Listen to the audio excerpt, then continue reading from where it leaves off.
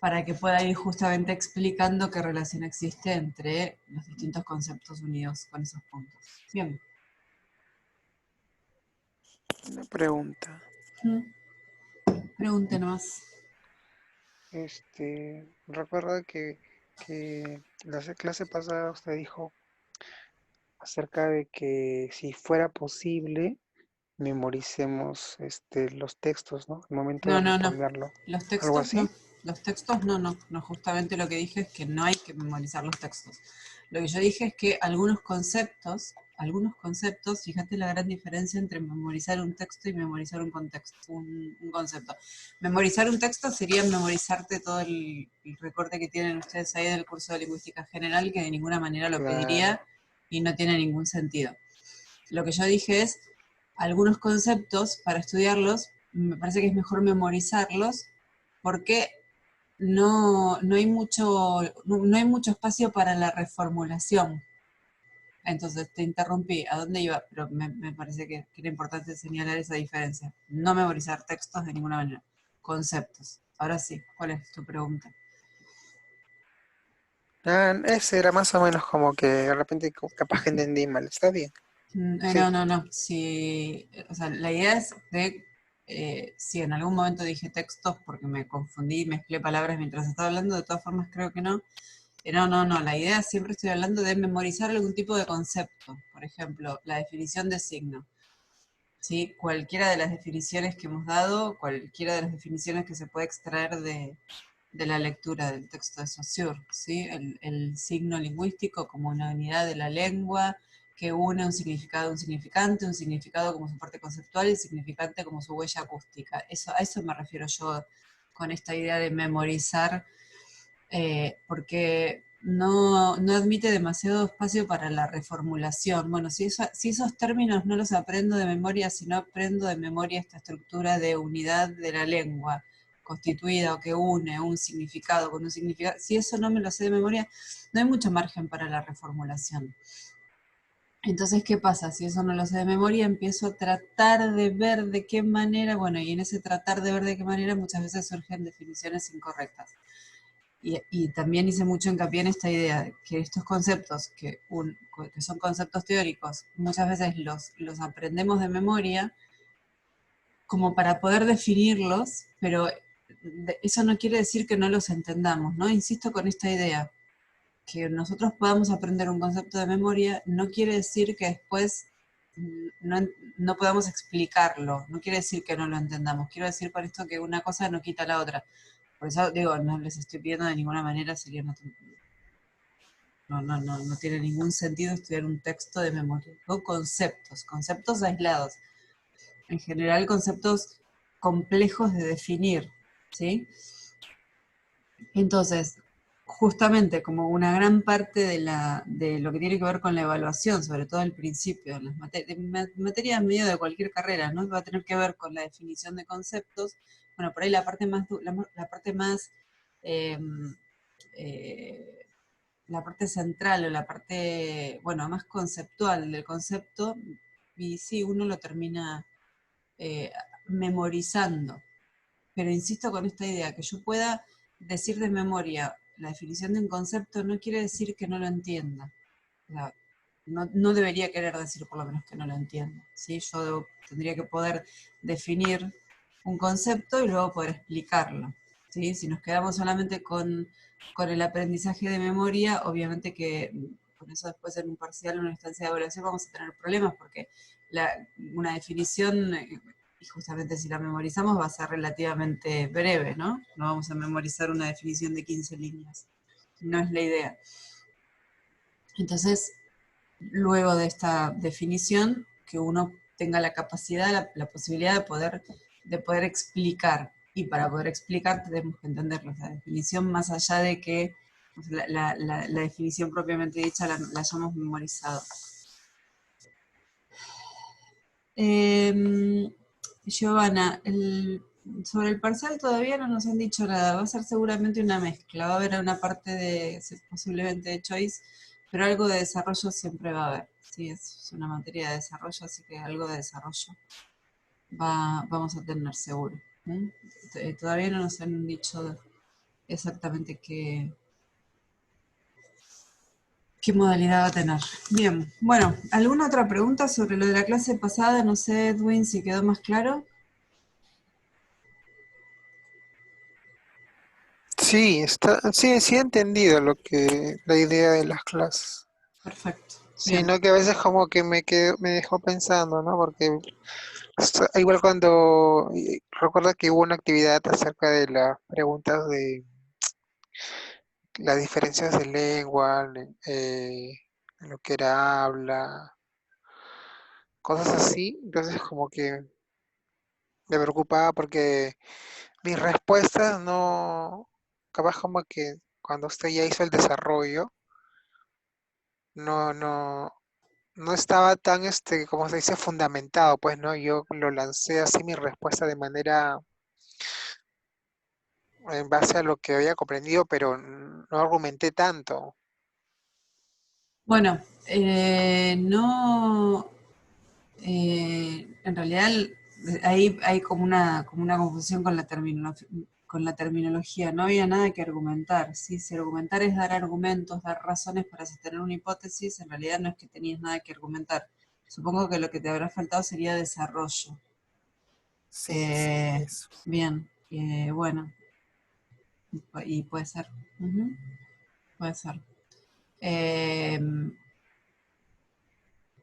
eh, Yo, bueno, por supuesto no tengo presente exactamente cuál fue tu respuesta. Sí, una de las cuestiones que les planteé cuando hice la devolución fue que, bueno, que si, por ejemplo, insisto con esto, ¿no? De ninguna manera vamos a... bueno, sí, perdón, hago un paréntesis, sí, hay alguien que no se puede conectar porque no tiene internet, estamos grabando, así que la idea es que después esto quede subido para los que no pueden estar conectados en este momento.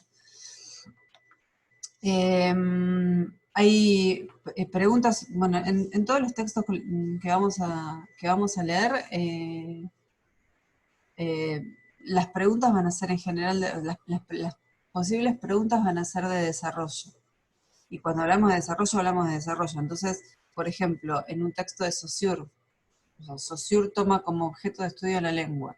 Para poder hablar de la lengua, lo que hace es distinguirla del habla como partes del habla y la lengua del lenguaje. Entonces, o sea, es objeto de estudio.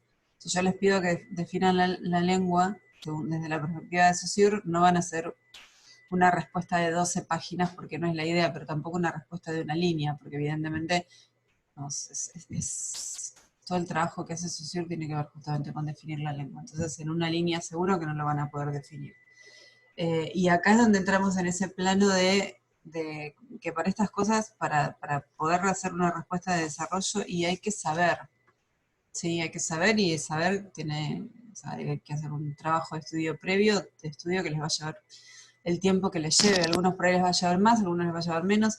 Yo no sé cómo vienen hasta ahora manejándose con la bibliografía. Lo cierto es que estos son textos eh, que, que no se resuelven en una sola lectura. Saussure tiene sus dificultades, los textos que vamos a leer para la clase que viene también tienen algunas dificultades en el sentido de que no son lecturas sencillas, no es literatura para leer en la playa, Saussure, ¿no? Entonces, bueno, primero una lectura de acercamiento, después una lectura para ver, ir fijando alguna cosa más, marcar a ver si hay alguna duda, después una lectura para ir fijando algunas cosas, después una lectura para estudiar. Saussure es un texto que yo cada cuatrimestre que lo leo para darlo, lo vuelvo a leer y me siguen apareciendo cosas que digo, esto era así, hace 20 años, así que vengo leyendo Saussure todos los cuatrimestres. Digo, no es un autor que uno lo pueda leer la noche antes del parcial, está clarísimo. Entonces, claro, para el desarrollo necesito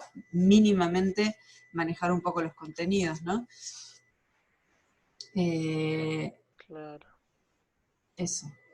Bueno, hay unos Como mosquitos. que leerlo 6, 7 veces. Yo no Algo te voy así. a dar un número, pero sí descartar la idea, si es que alguno la tiene, descartar la idea de cualquiera de estos textos, y me imagino que con las otras materias les estará pasando lo mismo. Estamos en un nivel universitario, ya es otra cosa, ¿no? Se encara la lectura de los textos de una manera completamente distinta. no es tipo, bueno, lo leo porque lo tengo que leer y listo, ya está. No, lo leo y me tiene que dejar algo el texto. Y lo que tiene que dejar tiene que estar bien, lo tengo que entender. Y si lo tengo que leer 6 o 7 veces, y sí, lo tendré que leer 6 o 7 veces hasta que lo sepa, Claro, ¿no? está bueno. Es leer. Yo no sé cómo son las prácticas de cada uno de ustedes en relación a la lectura, pero un texto de este tipo, leerlo, bueno, lo leí una vez y listo, y ya entonces a partir de esto voy a ver qué puedo contestar, pues olvídense de eso, ¿no? Me parece que vamos a tener y van a tener a lo largo de sus carreras materias y bibliografía con distintos niveles de dificultad, pero en general la idea de que lo leo una vez y ya está y con eso trato de hacer lo que puedo, no, o sea, de ninguna manera, ¿no? Hay que leerlo todas las veces que sea necesario y que lleva tiempo, sí, que en algunos casos van a decir que es mole tener que leer esto 3, 10 veces y puede ser también que suceda eso. Es parte de esto que estamos haciendo, ¿no? De hacer una carrera. No nos van a gustar todas las materias, seguramente, que sucede, ¿no? Cuando uno cursa, algunas materias les gustan más que otras, y algunos textos y algunos autores les gustan más que otros. ¿Cuánto tiempo vamos a tener para resolverlo? Todavía no tenemos nada acerca de la metodología de cómo hacer el parcial. Si va a ser más tipo presencial y lo van a tener que hacer como ahora y mandarlo cuando se termina la conexión, o si lo van a tener que hacer de una semana para la otra, todavía no nos han dado informado nada en relación a eso. Cuando tenga la respuesta, se los voy a decir. Sí, como se les dije en la clase pasada, son 2 parciales que tienen que estar hechos, que es como lo que les habilita ya a dar el examen final cuando se pueda dar el examen final. Bueno, y empecemos, ¿sí? ¿Les parece que empecemos ya con la parte que nos toca de Saussure de hoy? Bueno, no sé si quedó alguna duda, alguna pregunta de contenido de las clases anteriores. Si no, ya arrancamos con este nuevo tema. Bueno, dos temas nos quedan para terminar con Ferdinand de Saussure, que son el tema del valor lingüístico y las relaciones sintagmáticas y asociativas. 6 de julio el parcial. 6 de julio el parcial, sí, ¿no? ¿Les habíamos dicho? Sí. Sí, porque el 9 es feriado. Bien. Entonces, si no hay ninguna pregunta, vamos a arrancar con el tema este del valor lingüístico, que es uno de los conceptos quizás más, unas partes más complejas de lo que propone Saussure, justamente porque es medio difícil, no es difícil definir el concepto de valor, sino que es muy abstracto. De todo esto que plantea Saussure, que en general es todo muy, muy abstracto, el concepto de valor quizás es uno de los más abstractos que plantea.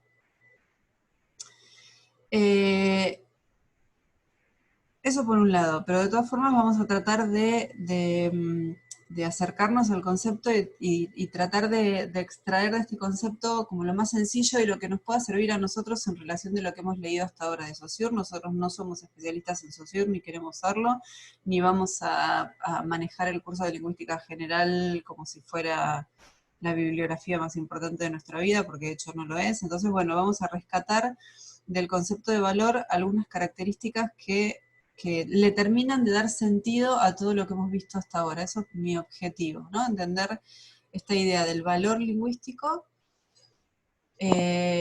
pensando que le va a terminar de dar sentido, va a terminar como de redondear todo lo que hemos visto hasta ahora sobre la perspectiva saussuriana de la lengua, y también que nos permita entender un poco cuestionamientos que le van a hacer a continuación a Saussure, a la propuesta saussuriana, y a la vez cómo estos conceptos, por ejemplo el concepto de valor, que propone, también son una suerte de base para entender otras propuestas que vienen a continuación. Los 40 minutos de Zoom a mí se me hacen cada vez más cortos, no sé qué les parece a ustedes. Tengo la sensación de que no puede ser que ya haya pasado media hora de clase. Pero bueno, saben todos que sí, cuando se termine el tiempo, nos volvemos a encontrar acá.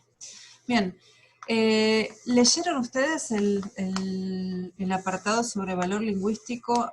¿Qué les quedó? ¿Qué qué dudas quedaron, cuál sería la pregunta que me harían ustedes después de haber leído el apartado del valor lingüístico. ¿Se les ocurre alguna pregunta a partir de la cual podamos empezar?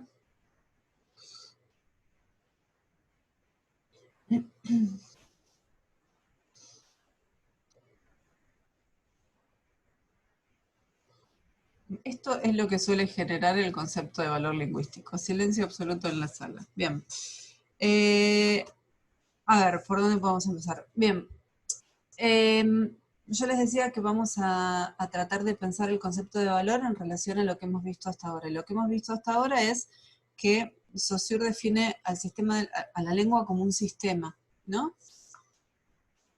Como un sistema de unidades, un sistema de, en este caso, unidades lingüísticas, que son los signos lingüísticos, que están constituidos a partir de la unión de una parte de significado y una parte de significante, ¿sí?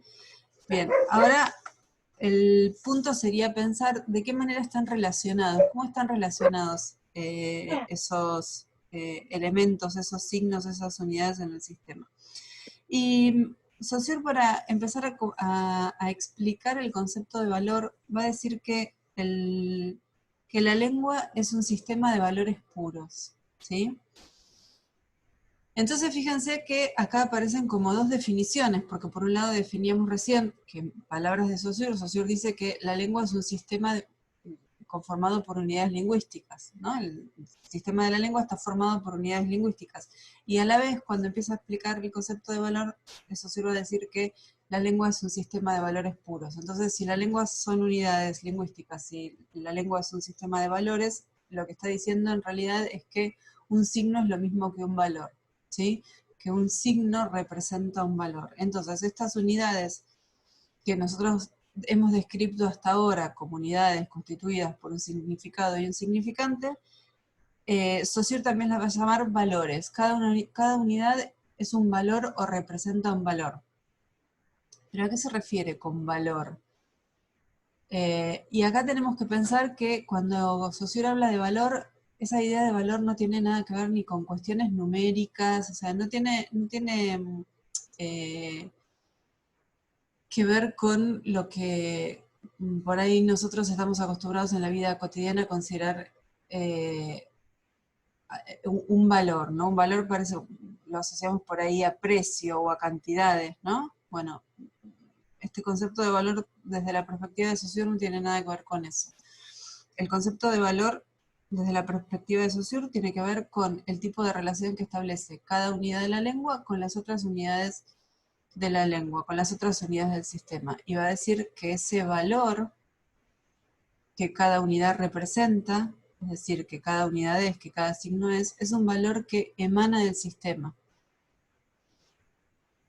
Y que no tiene nada que ver con ninguna otra cosa que no sea con el mismo sistema. Entonces, ¿qué quiere decir esto? Quiere decir dos cosas, o lo podemos pensar digamos, como la consecuencia de dos cosas. Por un lado, seguramente cuando ustedes empezaron a leer el texto de Saussure, habrán visto que aparece, voy a compartir pantalla, me quedan 5 minutos, creo que vamos a ver estos 5 minutos. A ver, ¿dónde está? Lo que les quiero mostrar.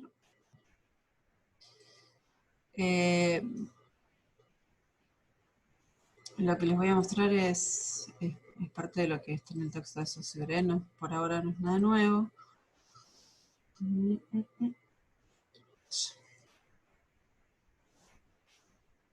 Bien, estamos compartiendo pantalla, ¿verdad?